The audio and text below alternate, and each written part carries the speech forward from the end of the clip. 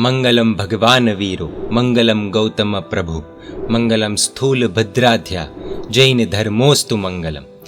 ये स्तुति हम रोज गाते हैं, सुनते हैं। आज हम इस स्तुति में रहे हुए आचार्य श्री स्थूल भद्र जी के अद्भुत जीवन के बारे में इस सीरीज के माध्यम से जानने वाले हैं। सामान्यतः तीर्थंकरों का नाम 324 तक अमर रहता है, परंतु आचार्य स्थूल भद्र जी का नाम तो 1 नहीं, 2 नहीं, 5 नहीं, 10 नहीं, 25 नहीं, 30 नहीं, 50 नहीं, बल्कि 84-24 तक 84-24 तक अमर रहेगा। सभी के मन में प्रश्न उठ रहा होगा कि आखिर ऐसा क्या पराक्रम किया होगा आचार्य स्थूल भद्र जी ने जो तीर्थंकर परमात्मा से अधिक समय तक उनका नाम इस तरह इतने युगों तक अमर रहेगा। आइए जानते हैं इस आचार्य स्थूल भद्र सीरीज के माध्यम से। प्रस्तुत है आचार्य स्थूल भद्र जी का एपिसोड 1। भारत देश के पाटलिपुत्र नगर के 9वें राजा नंद के समय की ये बात है। सिर्फ जानकारी के लिए बता दें, ये वही नंद राजा है जिस पर विजय प्राप्त कर चंद्रगुप्त मौर्य अखंड भारत के सम्राट बने थे, जिसके बारे में हम आचार्य चाणक्य और चंद्रगुप्त मौर्य के सीरीज में देख चुके हैं।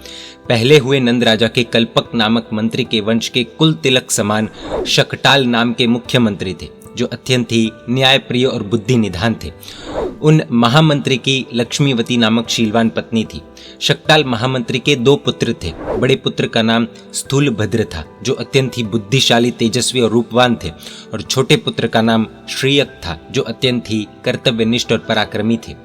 शकटाल महामंत्री की यक्षा, यक्षदिन्ना, भूता, भूतदिन्ना, सेना, वेना और रेना नामक 7 पुत्रियां थी।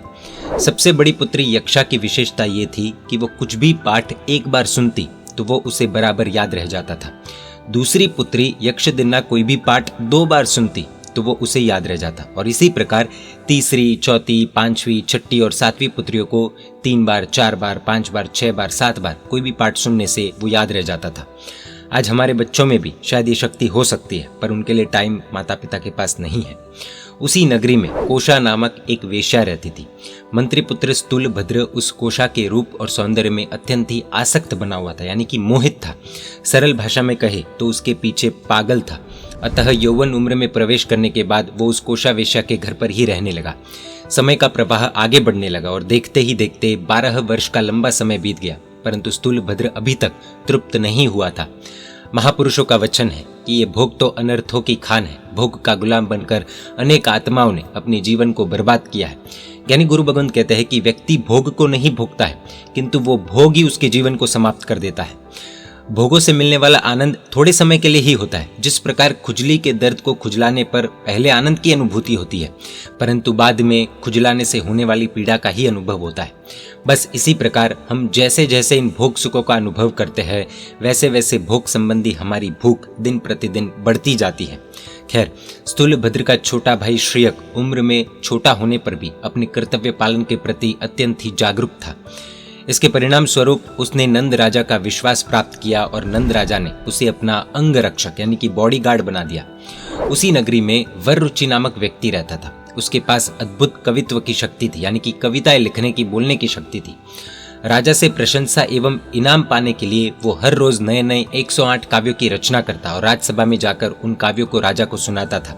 लेकिन नंद राजा उसे कोई इनाम नहीं देते थे, क्योंकि अधिकांशतः राजा मंत्री के इशारे से ही कोई भी कार्य करते हैं, यानी कि मंत्री जो कहता है वही राजा मान्य करते हैं। यहाँ पर शकटाल मंत्री का ये मानना था कि मिथ्या दृष्टि यानी कि गलत मान्यता वाले की प्रशंसा नहीं करनी चाहिए, और इसीलिए वो कभी भी वररुचि के काव्यों की प्रशंसा नहीं करते थे। वररुचि को इनाम नहीं मिलने का कारण पता लग गया, अतः एक दिन उसने मंत्री की पत्नी को खुश कर लिया और मेरे योग्य कोई कार्य हो तो कहना। इस प्रकार मंत्री की पत्नी के पूछने पर वररुचि ने कहा कि तुम्हारा पति यानी कि शकटाल मंत्री राजा के सामने मेरे लिखे हुए काव्यों की प्रशंसा करे। मंत्री पत्नी ने वररुचि को आश्वासन देते हुए कहा, तुम्हारा काम हो जाएगा। इस बात को सुनकर वररुचि खुश हो गया और मंत्री पत्नी ने अपने पति के सामने ये बात रखी। मंत्री ने कहा, वो व्यक्ति मिथ्या दृष्टि है और इसी कारण मैं उसके काव्यों की प्रशंसा नहीं करता हूँ। रानियों के आगे राजा नहीं टिके हैं, तो ये तो मंत्री थे। पत्नी के अति आग्रह होने के कारण आखिरकार मंत्री को झुकना पड़ा और राजसभा में उसे वररुचि के काव्यों की प्रशंसा करनी पड़ी। मंत्री के मुख से प्रशंसा सुनकर राजा ने उसी क्षण वररुचि को 108 स्वर्ण मुद्राएं भेंट की। लेकिन अब ये प्रतिदिन का क्रम बन गया। वररुचि राजसभा में आकर नए नए काव्य सुनाने लगा और राजा उसे प्रतिदिन 108 स्वर्ण मुद्राएं भेंट देने लगा। मंत्री ने सोचा, ओहो ये तो बड़ी गड़बड़ हो गई है। और एक दिन मंत्री ने राजा से पूछ लिया, राजन आप इस वररुचि को रोज इनाम क्यों देते हो? राजा ने कहा, उस दिन तुमने उसके काव्य की प्रशंसा की थी, इसलिए मैं उसे प्रतिदिन इनाम देता हूँ। मंत्री ने कुछ सोचकर राजा से कहा, राजन मैंने उसकी प्रशंसा नहीं की थी, मैंने तो दूसरों के रचे हुए उन काव्यों की प्रशंसा की थी। वो वररुचि जो काव्य पढ़ता है वह काव्य तो दूसरों के द्वारा रचे हुए हैं। राजा ने आश्चर्यचकित होकर कहा, मंत्री क्या तुम सच बात कर रहे हो? शक्टाल मंत्री ने कहा, हाँ महाराज, वो जो काव्य बोलता है वो काव्य तो मेरी छोटी छोटी पुत्रियां भी सुना सकती है। यदि आपको मेरी बात पर विश्वास न हो तो कल ही मैं आपको इस सत्य की प्रतीति करा दूंगा, यानी कि सच्चाई क्या है वो बता दूंगा। अगले दिन मंत्री अपनी 7 पुत्रियों को लेकर राज दरबार में आ गया और उसने अपनी पुत्रियों को पास में बिठा लिया। तत्पश्चात वररुचि ने राजसभा में प्रवेश किया और उसने डेली की तरह रोज की रूटीन में अत्यंत ही मधुर आवाज में स्वरचित खुद के द्वारा रचे हुए 108 काव्य राजा को सुनाए। उसी समय मंत्री ने अपनी बड़ी पुत्री को वो काव्य सुनाने का आदेश दिया और जैसा कि हमने पहले बताया था कि मंत्री की बड़ी पुत्री यक्षा को एक बार में कुछ भी सुनने पर याद रह जाता था और इसीलिए आज वररुचि द्वारा सिर्फ एक बार काव्य सुनने के बाद मंत्री की पुत्री यक्षा ने वो काव्य राजा को तुरंत सुना दिए। यक्षा के मुख से उन सभी काव्यों को सुनकर राजा और सभा में उपस्थित अन्य सभी लोग आश्चर्यचकित हो गए।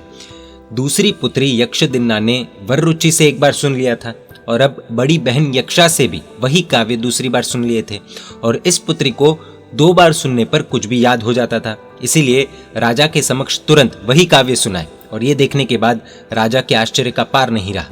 इसके बाद क्रमानुसार मंत्री की तीसरी, चौथी, 5वीं एवं सभी कन्याओं ने राजा के समक्ष काव्य सुनाए और तब राजा को पूर्ण विश्वास हो गया कि मंत्री की बात बिल्कुल सही है, सत्य है। मंत्री की 7 पुत्रियों के मुख से उन काव्यों को सुनने के बाद राजा ने वररुचि को इनाम देने से इनकार कर दिया। इनाम नहीं मिलने से वररुचि ने अपने दिल में मंत्री के प्रति वैर की, यानी कि बदले की गांठ बांध ली और समय बीतने पर वो वैर की गांठ तीव्र बनती गई। अगले एपिसोड में हम देखेंगे कि किस तरह वररुचि के वैर ने उससे शक्टाल महामंत्री के खिलाफ क्या साजिश करवाई और परिणाम क्या हुआ। जय जिनशासन, जय महावीर।